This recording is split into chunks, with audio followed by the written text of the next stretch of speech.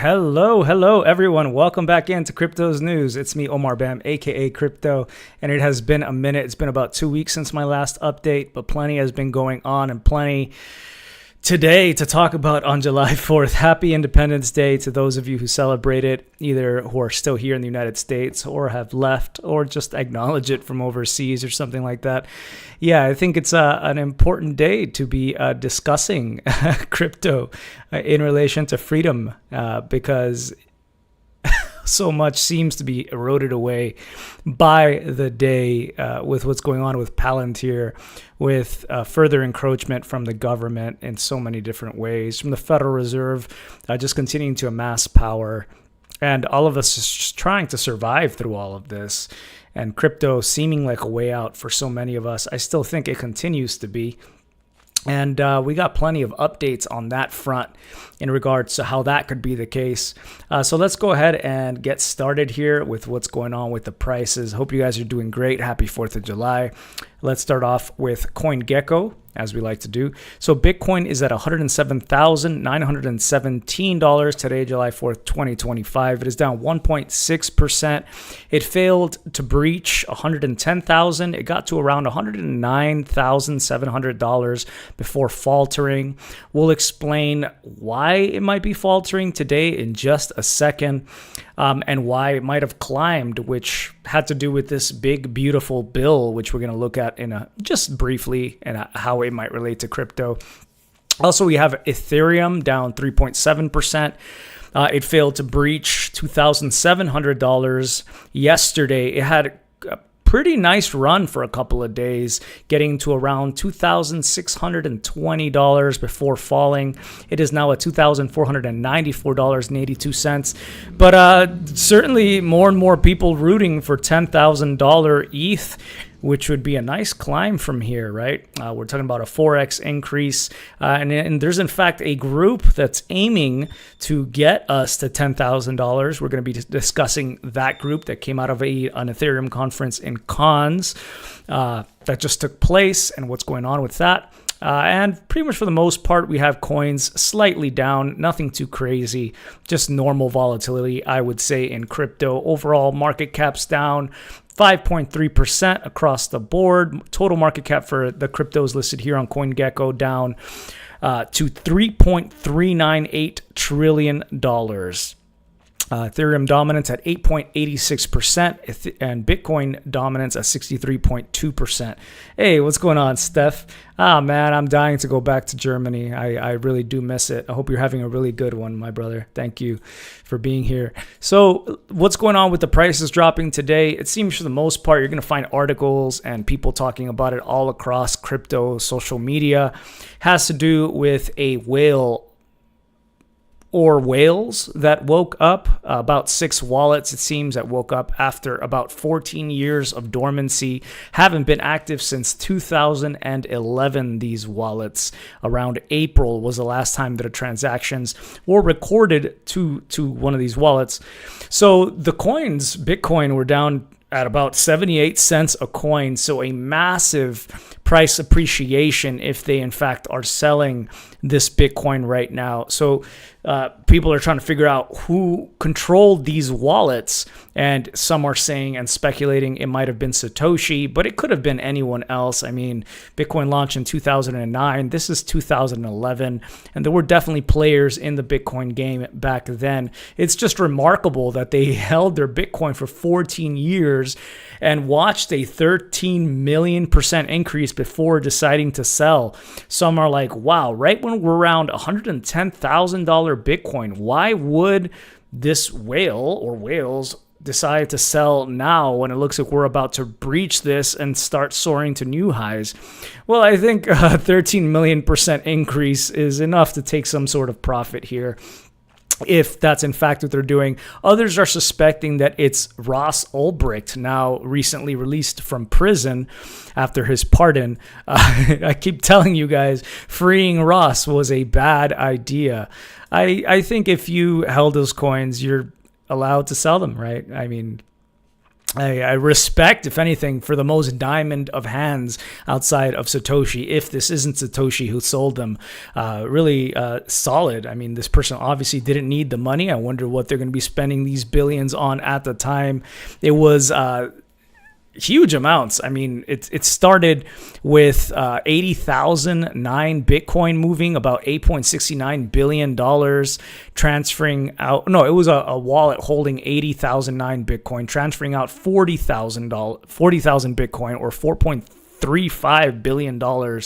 And then other of these dormant wallets began to wake up and flood out Bitcoin, transferring out 4 more wallets, each 10,000 Bitcoin, I believe they had, transferring out 40,000 in total. And then more wallets waking up, more wallets. So a total of 6 wallets seeming to wake up out of here. It's not, to me, anything too concerning. I mean, I wouldn't be concerned at all, frankly. And I think that's really what we're seeing in the price here. It's not impacted whatsoever. If it is sold, it's probably over the counter. You're not going to see some sort of major transaction on Coinbase. I would imagine this individual probably also wants their privacy, right? They wouldn't go and share this data with an exchange and open themselves up to apprehension of these coins by tax agencies or by the firm themselves, by being having those funds locked due to fraud investigation or something else. So I imagine all of this is done over the counter and probably will not directly, at least immediately, affect the prices realistically, right? I mean, of course, any other firm who got these could then go and sell them or so on, but we might figure out who that is by tracking the wallet movement. So I don't know. Maybe they're just moving coins around to split them up or to mix them somewhere else. But not too much concern from me. However, that might be why we're seeing the prices take a very slight dip today. I want to know what you guys think. And by the way, and thank you guys for making it out here. What's up, Mr. Milton? Hey, I'm happy you could make it out to the stream too, my man. I hope you're doing good.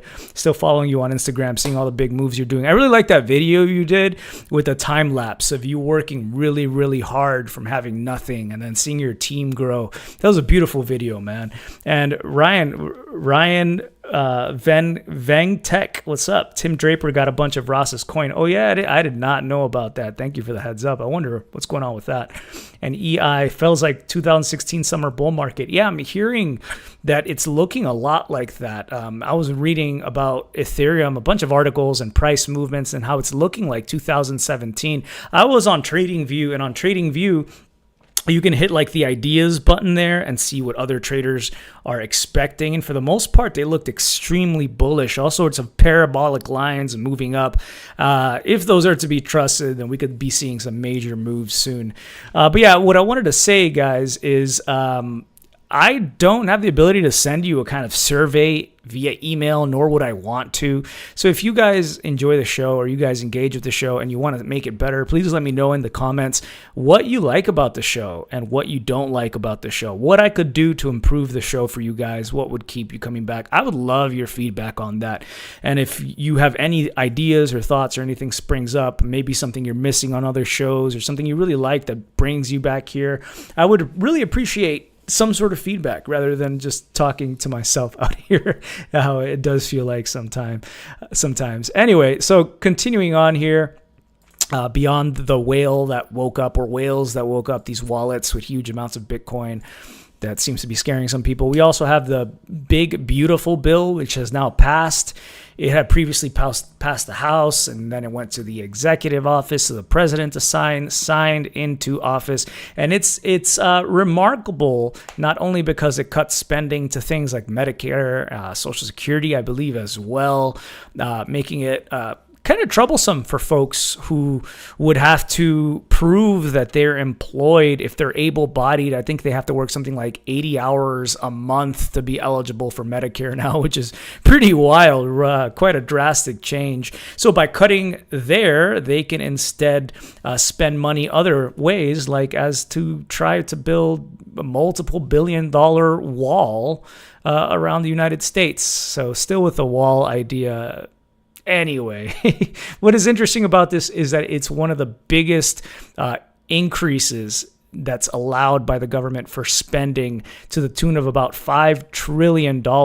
So this is something that probably drove the market up when it was climbing earlier this week, was anticipation that this is going to lead to even more inflation, and hint, hint, most definitely will, with these huge spending on the military increasing, on immigration, on the wall.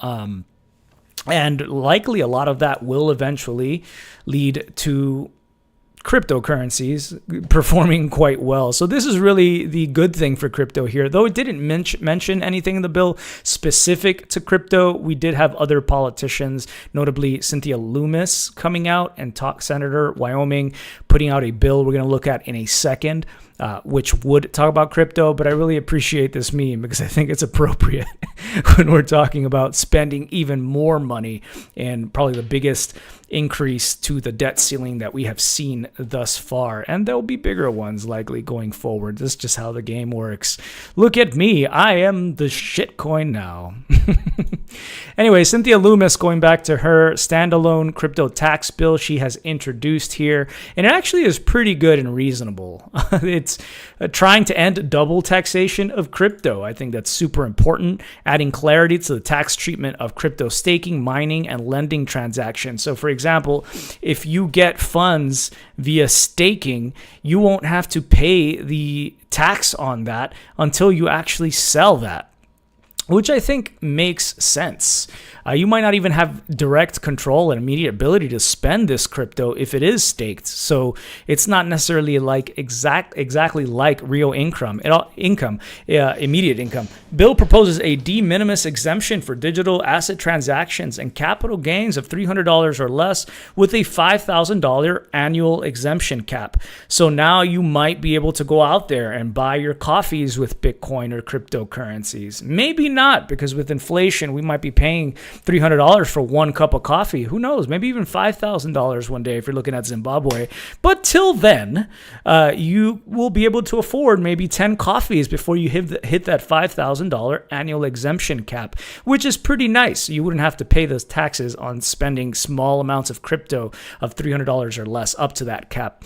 So she said this groundbreaking legislation is fully paid for, cuts through the bureaucratic red tape, and establishes common sense rules that reflect how digital technologies function in the real world. We can not allow our archaic tax policies to stifle American innovation. So I support this in the way that it is currently framed. We'll see if it has further support in the rest of government, but good work, as Cynthia Loomis often does, in regards to really understanding cryptocurrencies and trying to actually help Americans here in regards to them, when so many don't. Another thing is that the U.S. House of Representatives is designating the week of July 14th through 18th as Crypto Week. So really, they're just going to be looking at 3 different bills. The Clarity Act, it says here at AIinvest.com, aims to address the legal framework surrounding digital assets. Its primary goal is to reduce regulatory ambiguity, which has historically been a barrier to innovation in the crypto space. By providing clear guidelines, the Clarity Act seeks to foster a more conducive environment for the development and adoption of digital assets. The second bill, the Genius Act, you remember that as the Stablecoin Act, is designed to support financial innovation and encourage responsible growth in blockchain and crypto technologies. This legislation focuses on promoting the development of new financial technologies while ensuring that they are implemented in a manner that is both secure and beneficial to the economy. And that kind of reminds me that Arthur Hayes recently put out another blog post, ex-CEO of BitMix Exchange, and it is actually about stablecoins. I haven't gotten a chance to read it, but heads up if you do appreciate his writing and want to know his thoughts on stablecoins. He's almost a bit too colorful for me these days. I don't enjoy his writing as much, nor do I feel it's as accurate as he tries to make it seem like it is, but at least it can be a pleasant read if you have nothing else to do. And maybe we'll give us some clues about what's going on with this Genius Act, so I'm interested. And the third act that's going to be discussed by the U.S. House of Representatives during this so-called Crypto Week is the most contentious of the 3 bills, the Anti-CBDC Surveillance State Act. I mean, by the name itself, I kind of like it, but we can't go off names solely based off bills and acts, as we know. This legislation seeks to restrict the Federal Reserve from issuing a central bank digital currency that could potentially enable mass surveillance of Americans' financial activity. The bill raises critical questions about privacy and the extent to which the government should be involved in monitoring financial transactions. So yes, we've heard about this before. The Federal Reserve says that they have no plans to actually issue a central bank digital currency, but that's not proof that they're not working on one or still kind of experimenting to figure out how to best work one into the system. Ideally, we wouldn't want something like that tracking every single person and further eroding our privacy through more surveillance of our finances. Not that there's not so much already that exists, but if we can slow it down, right? So yeah, this is pretty big. Some of these bills could impact you pretty greatly going forward here. If this Federal Reserve Act doesn't pass, and the Federal Reserve might be like, hey, maybe we have room to go ahead and launch this thing, right? So just a heads up on that. And another thing that I didn't mention about 7 days ago, Texas Reserve Act did get passed. I'm here in Texas now. Pretty cool. So it's now joining other states that have enacted similar reserve laws, including Arizona and New Hampshire. And we have other states as well on track to potentially launch their own versions of this. The Texas Reserve Act, if I'm recalling correctly, I did mention it in the show, didn't immediately invest in Bitcoin or digital assets in order to foster said reserve, but it does allow for the creating and engineering of a reserve and open up the doors for future investment. So kind of laying the groundwork there. There are many other states. I mean, we've gone through them, so I'm not going to go through the list, but more and more adoption here of cryptocurrencies, if not on the federal level, at very least at the many states levels, although we've had some hiccups along the way with certain states. So this is what I was talking about when it comes to aiming for that $10,000 Ethereum. And it has to do with this new Ethereum Community Foundation that has been announced by Ethereum core developer. So not just like a random person on Twitter. This is an Ethereum core developer, Zach Cole, who bring this up.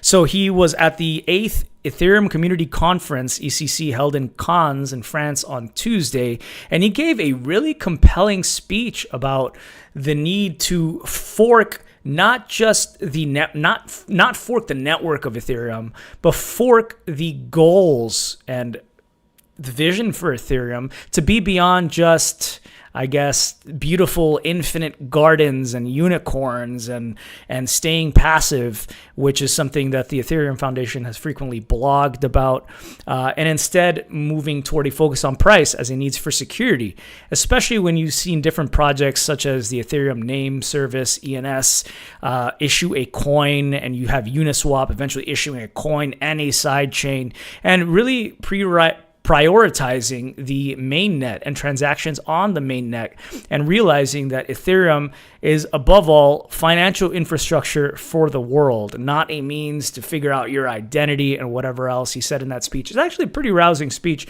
It was about 14 minutes. You can check it out for yourself at their website, ethcf.org, Ethereum Community Foundation.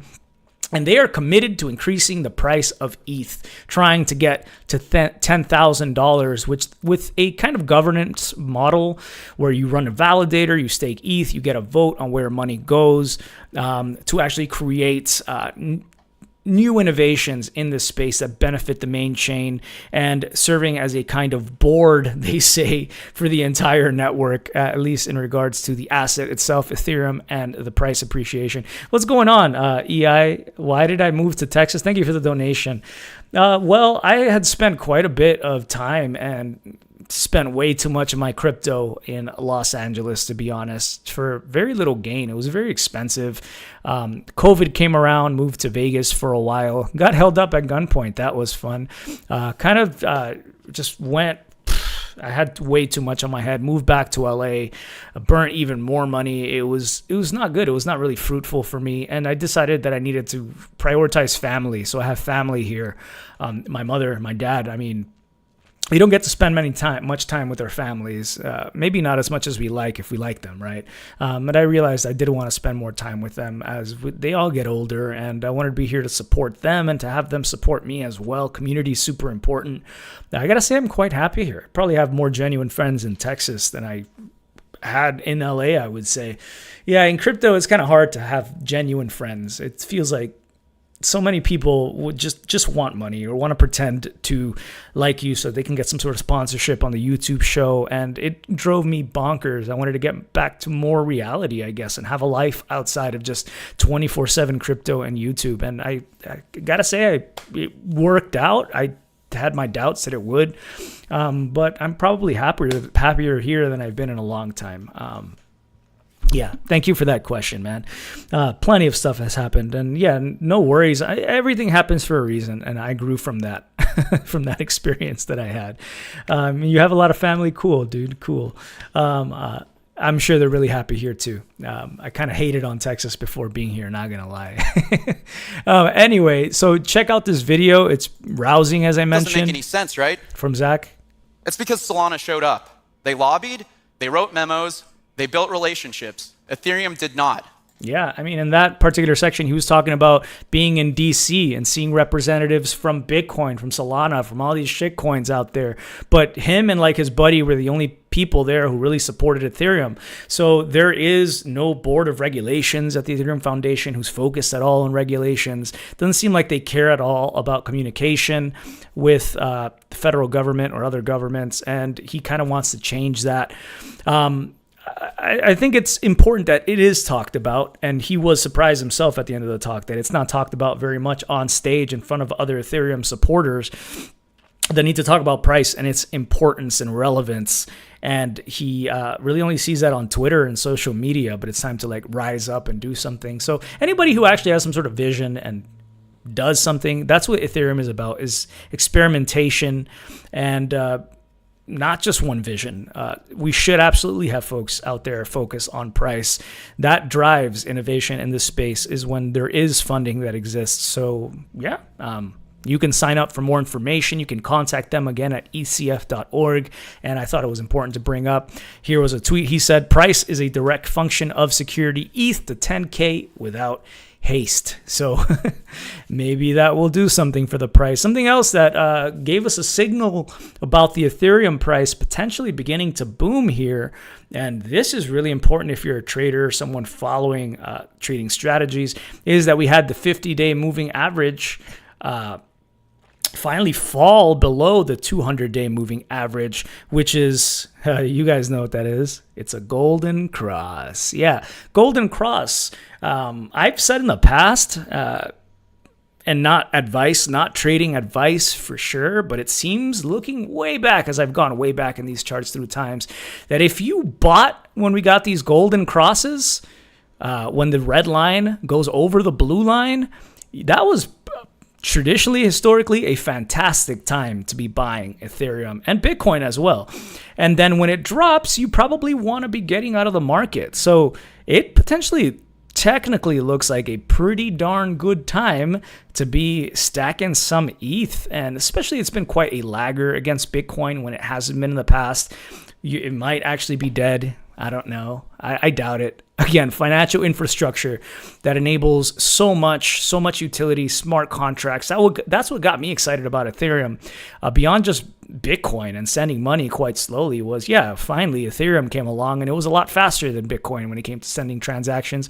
But we could do so much else with it, which was explored and continues to be explored by so many various projects permissionlessly. I think that's what's the important thing here as well. I don't think it's going away. There's still a need for it, and plenty more innovations that can be done with it. And the price, I think, hasn't been reflecting what could be possible. I think about it all the time. I'm like, should I just sell ETH and be in Bitcoin only? And after thinking about it for any period of time, probably longer than 20 seconds, the answer is absolutely not. I'm still in the right place, I feel like, to be for myself. Let me know what you guys think. Do you think this matters? Do you think Ethereum is dead? Are you guys all out of it and you were hardcore supporters? Why? What was the thought? What was the thing that made you change your thesis? I would love to know. I do try to challenge my own theses all the time. And certainly my Ethereum thesis has taken some hits. There's a lot more competition out there right now. There are a lot of similar projects, but there's still something quite special about Ethereum having so many developers, the most developers on a network, and so much attention to it from regulatory bodies, banks testing it, pilot programs.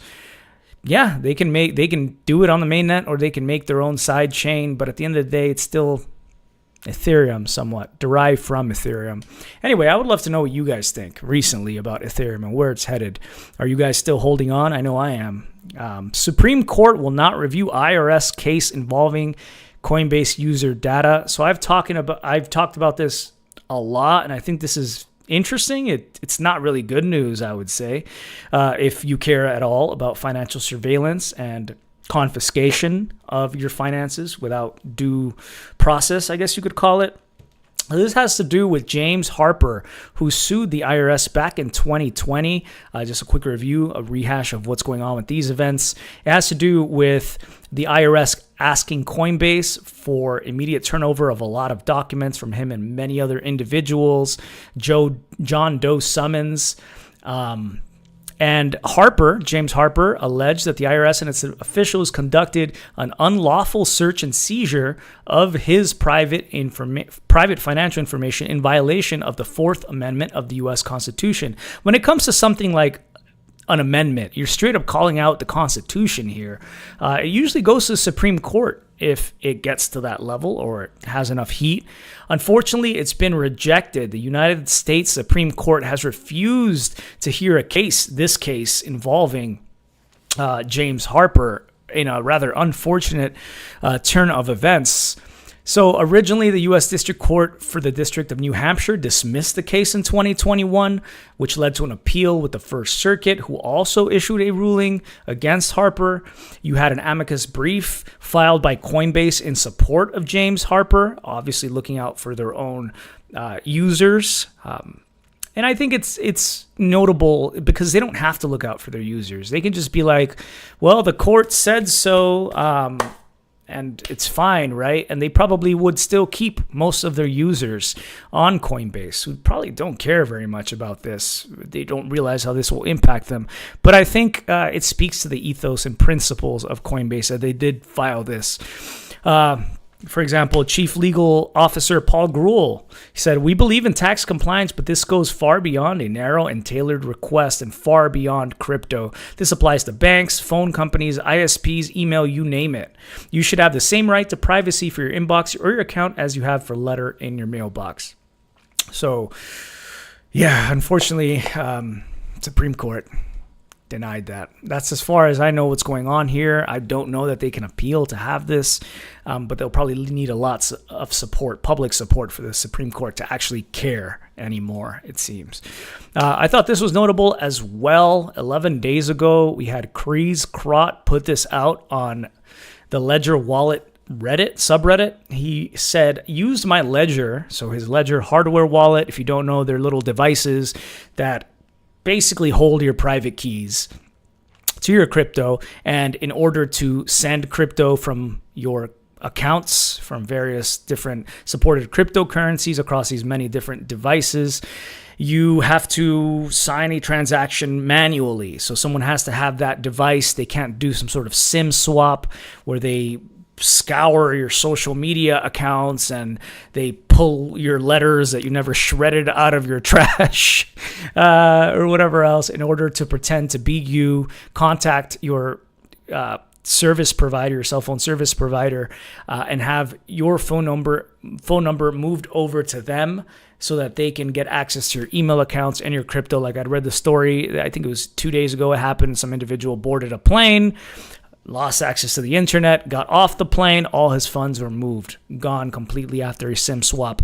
So anyway, people use these hardware wallets, and Ledger Wallet is one of the most popular ones. that exists. So after sending a transaction, he said, I haven't used my Ledger since the data leak. So Ledger had a massive data leak of user information. I believe it involved addresses, phone numbers, names, you name it. So after a few years, finally reused it, put some Bitcoin in there and use it to send Bitcoin. What a freaking coincidence that he got this letter 2 weeks after from Ledger. Beware of this scam.